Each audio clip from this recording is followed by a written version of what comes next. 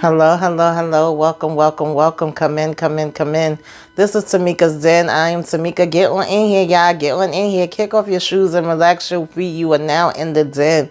So, guys, misery loves company. Gary's still out here telling Hayden, you've been played. You've been scandal, you've been cheated. Okay, this is all Fatima. She knows, Tamara, and Tamara stands 10 toes down and say she don't know Fatima from nowhere. Okay, ain't that the girl at the office that you was on the phone with? But I chuckled because I said, didn't you introduce something to her and Zach the last time y'all was there? But anywho, moving right along, child. She kept denying it, but then she flipped it and reversed it on him and said, baby, you ain't gonna get away from me that easy, okay? I know some things too, and I can get just as grimy as you. I still ain't signing no annulment papers. And he had to go ahead about his business. He tried to go up there and knuck if you buck at Fatima and Zach at the office, knowing damn well his behind don't need to fight, and all he need to do is go ahead and sit down, okay? But Zach and Fatima had bigger issues because apparently this case done fell through. It did not go the way that they wanted it to as far as Michael was concerned, so we need them to sit back and be patient. Andy gets, her little lunch with Jordan, where apparently they don't know what they ordered. We got a random pickle being waved the hell around, but we seem to still be enjoying each other's, company. And Penelope decides to follow up that visit with her own visit, where, even though Andy says she needed time, she still wants some daggone answers, okay? And of course, Gary ain't too far behind there either. I'm so sick of him.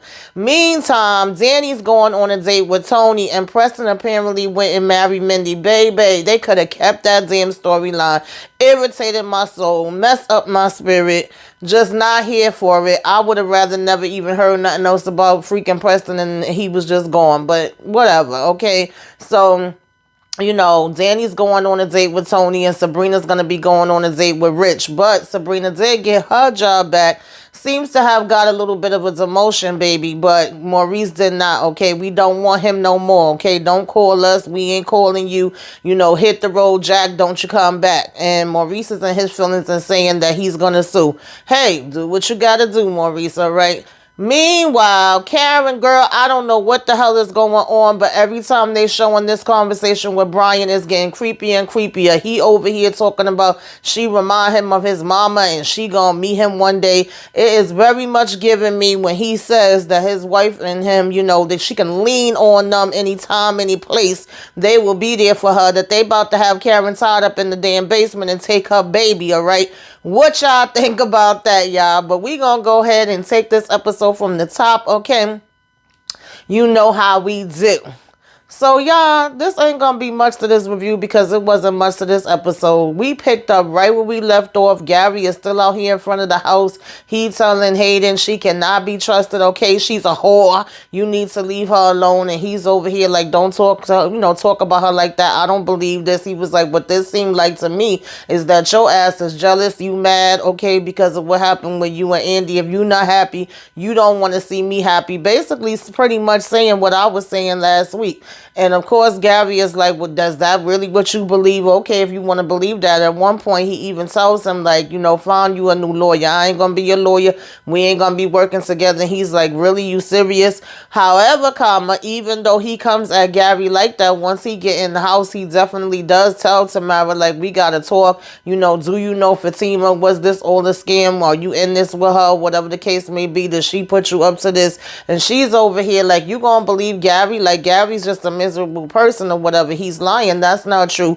And she kept saying she didn't know Fatima. She's like, wait, isn't that the girl at your office? Oh, well, then you do know her. And it's like, no, I heard you talking, with her on the phone or whatever the case may be. And he like, yeah, whatever. But then she flips it and she's like, well, because he was still trying to give her the annulment papers and was like, yeah, you definitely signing this. I don't want nothing to do with you. We're not going to be married. And she's like, we back to that. You think you going to just get rid of me just like that? She's like, listen, I ain't as dumb as you think I am. I know some things about the law and about how marriages work too. And I got all these lawyers that I was out here bumping and grinding with, okay, doing the do. And I could call up any of them anytime and ask questions and have them step up for me if I need them to. So no, I'm not signing shit. Okay, I'm going to get half of your dollars and you look like you running late from work and your behind need to go ahead and get up in there so that you can make me my money. So now he really getting pissed, like, oh, that's how you get down. And she was like, yep, I get down just the way you get down. Because he was trying to sit here and throw out some, threats and be like, look, I know you may think I'm a nice damn guy. You don't know the other side of me. I could get real down and dirty. And trust me, if you did do this to me, it's going to be some hell to pay. So she started making some threats of her own. But in the midst of this, she still pretty much was saying that it was all on her. She was like, I don't know no damn Fatima, but I know when I'm finished with your ass, you going to remember me, okay? And she went ahead and walked away from him, and he grabbed his paperwork to get over to the, confront Fatima. So meantime, Zach is in his nerves and stuff like that, waiting for the lawyer to come and tell them what the outcome of this whole, court thing is, hearing is. And, he's still singing the same old damn song. I don't know if another woman would have stood by me like you. And she's still basically saying, like, I stand by you the way that I do because you got my back, I got yours, and I appreciate the way you treat me. As long as you keep treating me that way, we ain't got no problems. And she's like, I don't know if you can really say that no other woman would do it. Yeah, some won't, but some do a whole hell of a lot more and put up with a whole, hell of a lot more than I do. And he's still going, yeah, I'm pretty sure you the only one or whatever. So the lawyer finally comes and he basically tells them, like, yeah, it's a no for me, dog. Okay, the judge wasn't trying to hear it. We don't have proof of all these things that y'all saying went down, and they really didn't want to hear from the nosy neighbor at all. We don't have no type of records of any type of reports being placed on Michael, which I find that to be real strange, because if this lady, the neighbor, is saying she called so many different times, then it should be a record. So is she lying? Like, what's going on? I wish they really would clarify this whole situation. Hopefully they will be doing that either with the upcoming, season of Sistas or Zatima, so that we can know what is really the truth here, okay? Because they're saying how ugly it is and how, the lawyer should understand, and they wish he could see it. And he's like, look, I've dealt with cases like this all the time. I get it. As Zach at one point is like, you don't care, right? And he's like, listen, don't think that I don't. I'm just doing my job, and it's nothing that we really can do but get as much information as we can and as much documents as we can. And this can be a really hard situation. And so, when it's all said and done, Fatima was asking him if he still had the colleague that he could reach out to, and he was like, yeah. And she was asking if anything that she could do, and he's like, no, all you could really do is be patient. I'm definitely gonna get it going. I'll call my people again, and he got this, right? And so, she's telling Zach to calm down, is that there's nothing else he could do. And she's just hugging him and letting him know that she's going to be there for him. She got his back. And here come Hayden.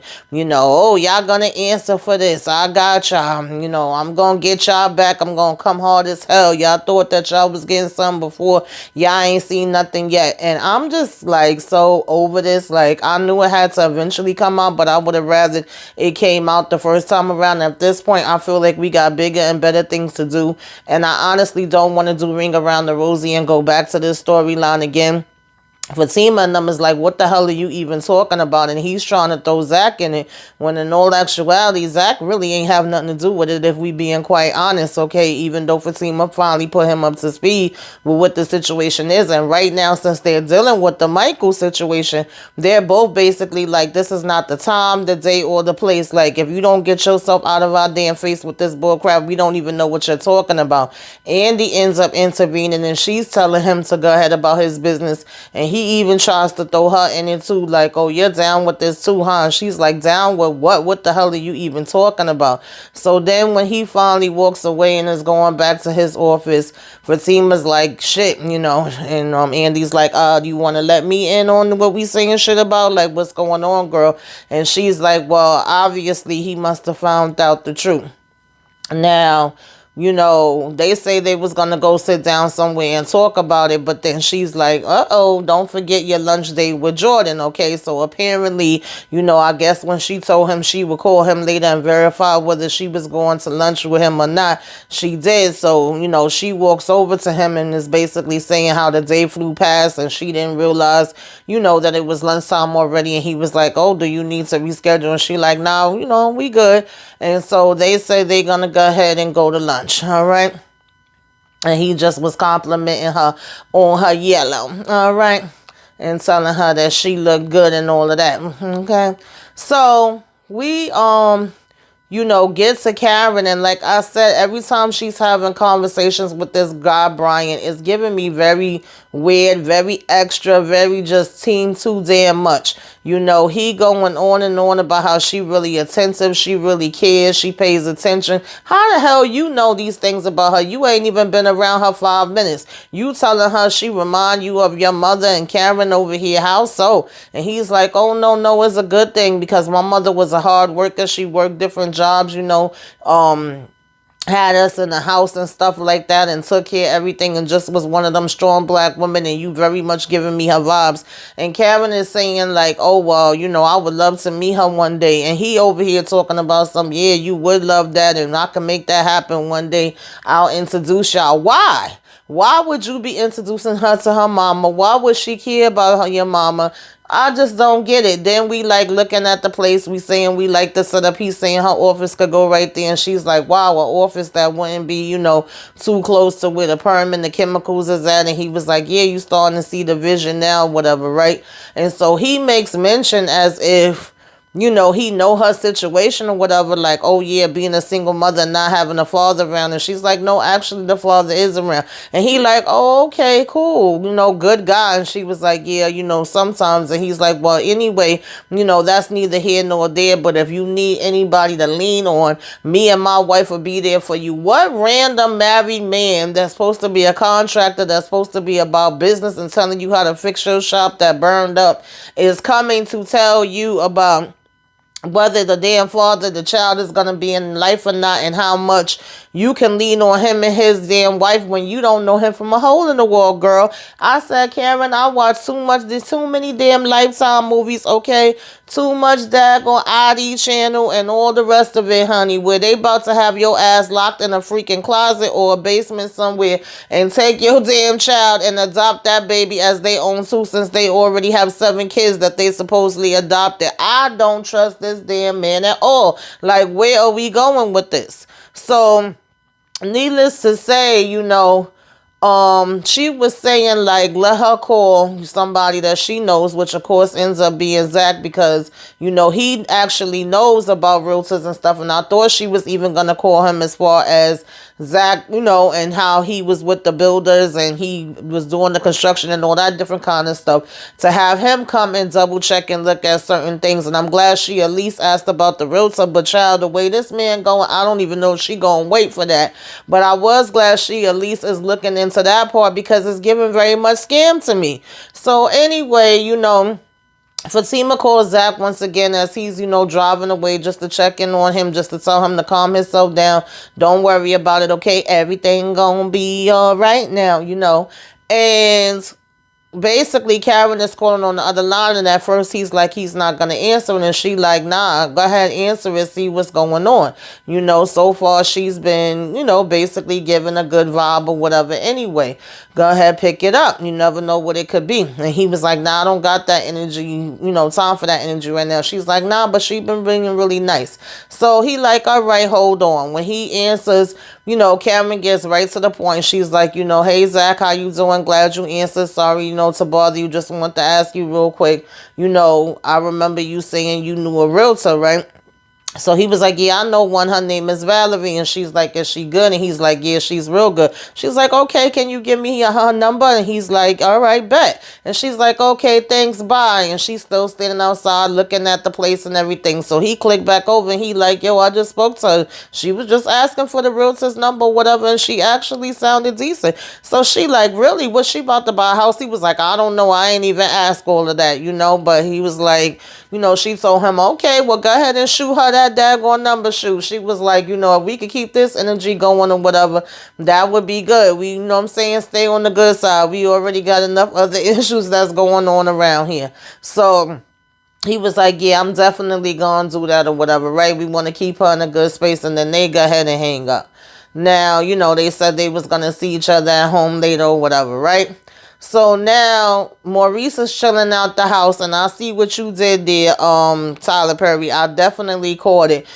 Sabrina comes and she walking in, and he like, "What you all dressed up for? Where you was coming from?" And she's saying, "I had a meeting," and of course she went to see about her job, and that she got the job back, and unfortunately now she got to break the bad news to him that they don't want him no more, whatever, right? And, he's upset, but he wasn't taking it out on her, which is what I thought he was going to do. And I'm glad that he didn't. I mean, at the end of the day, it's not her fault. And I still feel like Maurice needs to take some accountability of the situation. But I also do kind of agree with him when they bring up the fact that, oh, you had him living with you or whatever, and this was somebody that you knew. He did not know that Q was going to do that or whatever. And he did fall a victim to him, unfortunately, from making bad decisions. So he does have to take accountability for that part. But it wasn't like if this is something he set up and he knew about it. And, he's basically saying that part. And she's like, "I know," and I told him that. And he was like, "And what was their reaction to that or whatever," right? And when she's asking him what he was doing, he over here talking about "Oh, I'm just watching this show, Atlanta. I really don't get it. No parts of it make me laugh. It must be for white people." I said, "Yeah, Tyler, okay. You still mad that they did that episode about you?" Like, I caught that, okay? So nonetheless, child, be quiet. She wasn't too happy with that either, right, mama? She talking her mess. She talking her mess. She want to be a part of the review. So nonetheless, we basically see that he is, upset and disappointed and stuff like that. And when Sabrina's like, "Well, what the heck are you gonna do?" He like, "Hey, I'm gonna do what I gotta do. If I gotta get out here and shake a tail feather, okay, bring my milkshake and, sell that." And she's like, "Come on, Maurice," with the jokes. And he's like, "I'm serious." He was like, "At the end of the day, you do what you gotta do. I'll do what I gotta do." And he brings up a lawsuit because he was like, "How are they gonna penalize me for something that I was doing in my personal life and even bring that up?" And he probably does have a case because remember, even when she was like, "Are y'all gonna call Maurice and tell him anything about it?" She said, "We could be liable." She said, "No, we ain't gonna say nothing, but you could go ahead and tell him or whatever," right? And she basically was also, though, saying to Sabrina that there was some other complaints about him as well in the past. And I guess being as though they probably let those complaints slip at the time, now with this situation happening, it's like, yeah, no, okay, we got these complaints and we have a whole daggone robber that came from somebody that he know. Let's just say goodbye to him, okay, without the kiss. All right, so he's sitting here and he's soaking and he in his feelings or whatever, but she telling him things will work out, he'll be okay, later on down the line, okay? And as they're conversating, he finds out that, because she was like, "Oh, I could write you, a recommendation or whatever the case may be for another job, if I was you." And of course, he's like, "You're not me." And she's like, "Yeah, but if I was you, I would just put in at another bank." And she said, "I'm the manager." But then she had to catch herself and be like, "I'm the assistant manager." And they like, "They demoted you, girl?" He like, "They demoted you?" He like, "Wow." She's like, "Well, the assistant manager position's already been filled and I got to take what I got to take," right? And she's going to be at a different location at the one downtown, whereas he was kind of excited about that at first, like, "Oh, that one is nicer and they got more things going on in it or whatever," up until the point when he found out that they was not going to be taking him no more.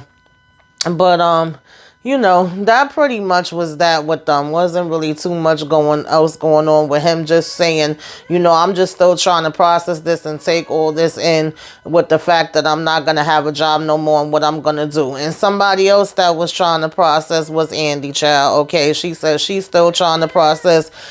Come on, you can't talk the same time as me. Me and you both can't talk. They can't hear all of us at the same time, mama. Okay? You got to let mama talk. Yes. So, Andy is saying that she's still processing as well, too. And she's like, this has been hard on her, whatever. Of course, as far as the Gary situation, she at this little dive with, Jordan. And he's like, "When you said we was going to go to lunch, this ain't the place I was expecting to go to, okay?" And she said, "Well, it was just convenient. It's easy because, it's right here downstairs by the job. I didn't want to go, too far because I'm only out for lunch and I'm going to have to get back." And so he was still basically asking her how she feeling. He's still pretty much asking, was her and Gary serious, which I thought he had already asked that over the phone, but we gonna ask it again. And she's just saying that she's still taking it one day at a time. She wasn't expecting none of this, and she didn't want his sister to find out the way that she did. She just kind of walked into the situation when they were speaking and overheard it, and he's like, yeah, she told me that, don't worry about it. And so I also laughed when she was like, I'm a pretty smart woman, and he's like, oh yeah, I know you are, and I know that you're straightforward, so that's why I wanted to speak to you and stuff like that and get your perspective. And I'm like, where? Okay, if y'all say so. But nonetheless, we sitting here and we pulling out damn, they ain't got no hot sauce and all of this and that, and I'm like, really, y'all? And child, they basically he was bringing up he still wanted to see her again. He wanted to take her out to dinner. He thought that the other place that they was going to, go to for dinner would be much better than this place. Okay, we ain't really feeling this. So we waving around this damn pickle talking about, I don't even know what this is. And then when she says she don't think she could finish all her food because we trying to hold our figure together, and we like, you do want to see me again? Like, don't you feel like you've been seeing me a little bit much these last couple days? And on top of that, everything that went down. And he's like, nah, I actually like, seeing you and enjoying it. And she's like, for real? And he's like, yeah. So she was like, well, why is it that your sister even want to, still speak to me again? What else is there to know? And he was saying that's just a part of his sister's personality, and that she's a data analysis, and, everything with her is days, figures, time, and all of that other kind of stuff. And it would just clear up so much for her. And maybe there's even some things that can be cleared up and help Andy as well. But Andy's pretty much feeling like she already told him before. So just reiterating that it's not nothing else for her to know. Like, it is what it is. And, they did what they did. And I guess at this point, she wants to know exactly whether, if it's times he was missing, whether he was with Andy and different things like that, right? Put the times and the places together. So, she like, well, if I can give any information to her, if you think that'll help her, I'll see what I can do, or whatever the case may be. But right now, I think everybody's forgetting that this has affected me too. I'm in this as well, and I have my own feelings about it or whatever. And so, I thought all of that was understanding or whatever, right? And so she was like, I still can't believe he was with her the whole time and all of that. So we decide that, yes, we are going to still meet up again for dinner. And when we over here, like, I don't think I could finish this food. He's telling her he got her, but then he like, what did you even order? And she talking about, well, what is that rather? And she talking about, I don't know. And I'm like, so you don't know the food you order? And they say they gonna use it. He basically takes a bite out of the pickle, and they're gonna talk about, oh hell no. I can't eat that. And we laughing and we saying how funny he is and all of that. But they do genuinely seem like they have a good chemistry. It's just unfortunately, we know, that this is the weirdest and most awkward situation to be trying to date somebody with. Now, in the meantime, we see Danny over at the damn airport working or whatever, and of course, Tony got to work his way over to her. And, oh, man, I should have took my lunch break earlier. Now I done missed. How the hell did I miss that you already went to lunch? And we asking, if Preston going to be mad that you talking with him. And he, of course, Danny, no, me and Preston is no longer together. Oh, then I can ask you out on a date. And we even say how if anything goes wrong and she loses her job, she could come work at his company. And she's like, no, that's going to be a conflict of interest. And he's like, how is it a conflict of interest? What's the conflict? And she's like, you. I mean, I guess I gotta be happy that at least in this case she being straightforward and to the point and not beating around the damn bush. So, nonetheless, he was like, oh, well, then I could take you out without it being any issue. And she say how, yeah, she actually wants them to just go out, on their own. Not a double date or triple date, not with the friends, but really getting a chance to know him. And he's like, yo, I like that. Okay, yeah, we could definitely do that. So she gets a call from Sabrina when Sabrina's giving her an update Or, and of course, the Maurice situation, him not getting his job, her getting her job back and all of that. And also that, you know, Rich done asked her out on a date and she's going to go too. And automatically Sabrina's like, well, if we're both going out on dates, do we want to do a double date? And Danny kind of throws it on Tony like, oh no, well, Tony really wanted it to just be us. I said, child, you could have told her that it was you because it really was you that said that. But nonetheless, you know, they're both gonna have these dates or whatever. So she's like, okay, cool, that's good, you know. And she's like telling her that Maurice is gonna find something later down the line, and you know, she's just basically like, I hope so. She's like, he gonna be okay, don't even worry about it. So now when Andy get back upstairs to the office, Penelope is basically standing there. Andy's like, what are you doing at my job? Like, y'all asked about, you know, me meeting up with you, and I said I wasn't sure, and I would let you know, why the heck are you standing here? And I don't blame her for having that reaction. Like, yeah, it might have came out a little abrupt towards Penelope or whatever, but I do feel like you don't just pop up to somebody's daggone job, especially with a situation like that where, you know, I have not told you that I'm going to talk to you, and don't come to my job with it. Like, if anything, we can meet in a neutral place, or if you want me to come by your house, or, you know what I mean, I'll tell you to come to my house, then okay. But she's still telling her, like, please, I really needed to speak to you. And then we got Gary walking up behind them, like, you know, oh, y'all two still at it type of thing. Like, if he trying to flip it, typical narcissist ass Raggedy Gary, to make it seem as if they're doing something behind his back, when your trash behind basically was doing something behind, you know, Penelope's back, and apparently everybody damn back from the beginning. I'm like, Gary, I'm so sick of him. But anyway, y'all, that was the episode, and I done talked even longer than the hell I wanted it to. So y'all tell me what y'all liked, what y'all didn't like, what you thought about this episode. What do you think about this Brian guy? Where do you think he freaking coming and going with this? Because I don't even know. What y'all think about all of this? Put it in the comments. Anything I didn't talk about, tell them, you know, talk to me down in the comments about that too. Give me a wave. Let me know you came by. Put some flames up in the sky. Like, comment, share, subscribe, y'all. Till next time. Toodaloo.